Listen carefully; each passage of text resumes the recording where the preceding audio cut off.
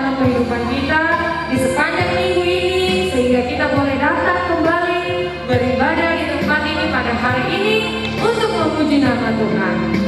Kita naikkan pujian kita kepada Tuhan sebagai ucapan syukur kita. Kita nyanyikan Ku Bersyukur Bapa.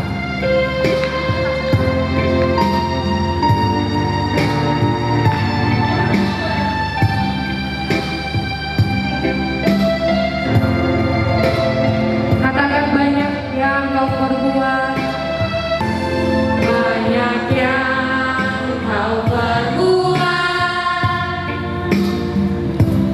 di dalam hidup. Amin. Rancangan indahmu terjadi di hidupku. Bapa yang mengerti,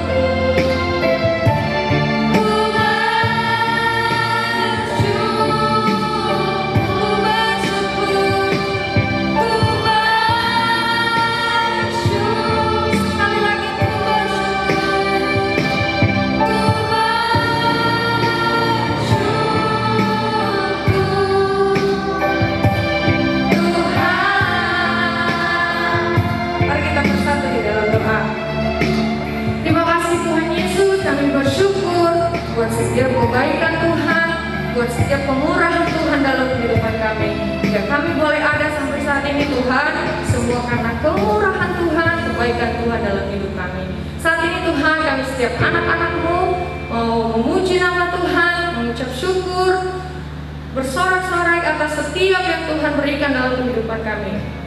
Engkau urapi setiap kami anak-anak-Mu ya Tuhan, dari awal pertengahan hingga kami akhir ibadah ini, biarlah Engkau yang beracara di tempat ini. Dalam nama Tuhan Yesus kami siap memuji nama Tuhan, dan siap memuji Tuhan bersama-sama kita katakan amin. Yuk, jadi udah kita bangkit berdiri, kita memuji-muji Tuhan, kita bersyukur kepada Tuhan, kita katakan soraklah haleluya. Tepuk tangan sama-sama.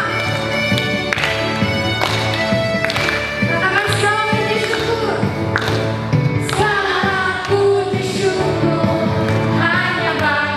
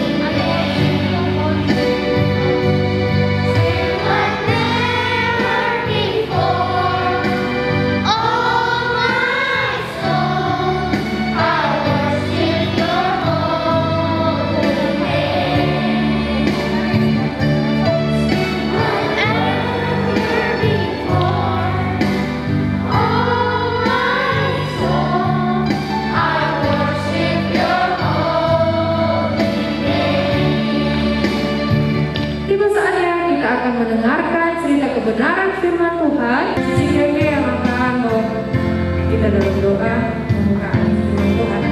Mari kita berdoa. Tuhan Yesus yang baik, kembali kami datang ke hadirat-Mu. Kami ucap syukur Tuhan buat pimpinan-Mu sampai saat ini. Sebentar lagi kami akan mendengarkan firman-Mu. Ajar kami untuk duduk diam mendengarkannya dan juga melakukannya Tuhan. Berkati Cici yang akan menyampaikan firman-Mu. Hanya dalam nama Tuhan Yesus kami sudah berdoa syukur. Haleluya. Amin. Shalom adik-adik, gimana kabarnya? Wah, nggak terasa ya, udah mau akhir tahun lagi nih, udah mau Natalan lagi. Siapa di sini adik-adik yang selalu bersyukur sama Tuhan? Coba kita ingat-ingat kebaikan Tuhan, meskipun sepanjang tahun ini kita di rumah aja, tapi kita bisa melakukan segala sesuatu dengan baik, semua berjalan dengan lancar. Kita masih boleh bermain, mungkin mainnya nggak seperti yang tahun-tahun lalu, tapi kita masih bisa bermain, ketemu sama teman-teman lewat ini nih, ya kan? Sekarang pakainya lebih canggih. Nah, tapi kita harus selalu bersyukur sama Tuhan, karena Tuhan Yesus tetap baik untuk selama-lamanya. Nah, hari ini kita mau belajar. Adik-adik tahu nggak kisah 10 orang kusta? Nah, 10 orang kusta, waktu Tuhan Yesus masuk jalan ke Yerusalem, Tuhan Yesus itu ketemu dengan 10 orang kusta. 10 orang kusta ini memanggil Tuhan Yesus. Tuhan tolong, saya punya penyakit. Tuhan tolong sembuhkan saya. Tuhan kasihanilah saya. Nah, Tuhan Yesus itu memiliki belas kasih yang besar.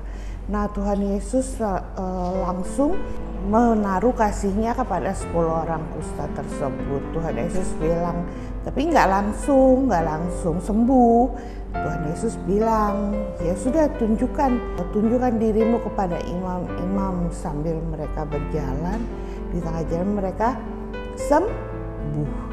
Nah, sama seperti kita, waktu kita melakukan segala kegiatan kita, melakukan segala sesuatu dengan baik, akhirnya semua berjalan kan dengan baik sepanjang tahun ini. Semua beres, semuanya lancar. Tuhan kasih kekuatan, Tuhan Yesus kasih kesehatan buat papa mama juga, buat Koko atau Cici, kasih semuanya kesehatan, kasih semuanya kesejahteraan. Semua masih bisa berkumpul sama-sama, ngobrol, ketemu sama teman-teman lewat Zoom, lewat media sosial. Nah, itu semua karena kebaikan Tuhan.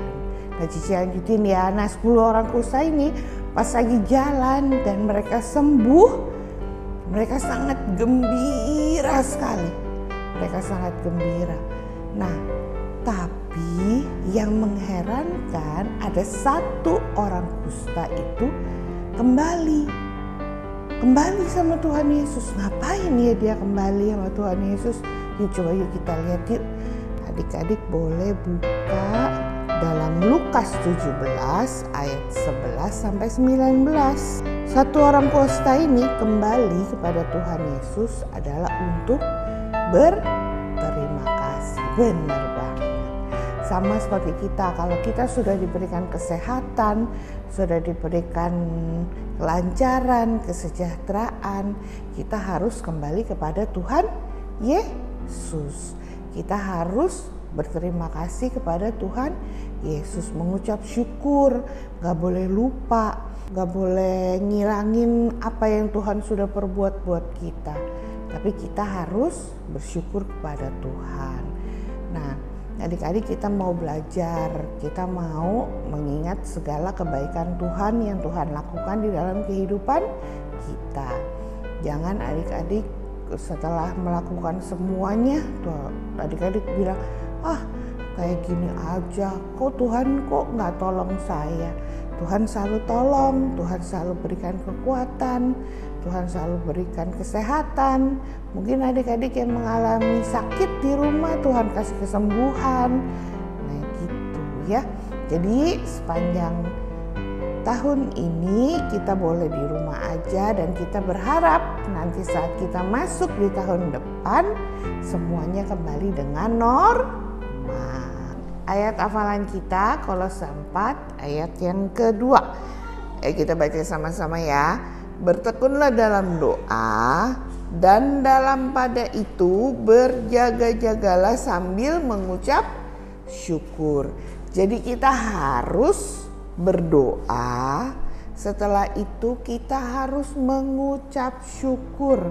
Jadi semua yang kita lakukan untuk Tuhan itu kita tidak boleh lupa bahwa kita tuh harus mengucap syukur. Penting loh adik-adik kita mengucap syukur kepada Tuhan. Karena apa? Karena Tuhan sudah memberikan yang terbaik untuk kita. Tuhan aja mengingat segala yang terbaik khusus untuk kita. Misalnya nih, Cici mau bagiin cerita. Kalau pas lagi Cici pengen sesuatu, Cici berdoa, Tuhan Yesus, Cici mau nih ini. Padahal baru ngomongnya sama Tuhan Yesus doang loh. Baru amin. Tuhan Yesus sudah memberikan kepada Cici. Nah sama kayak adik-adik, misalnya Tuhan, adik-adik mau minta apa gitu sama Tuhan Yesus. Tuhan Yesus pasti akan memberikan. Tuhan Yesus pasti akan memperhatikan.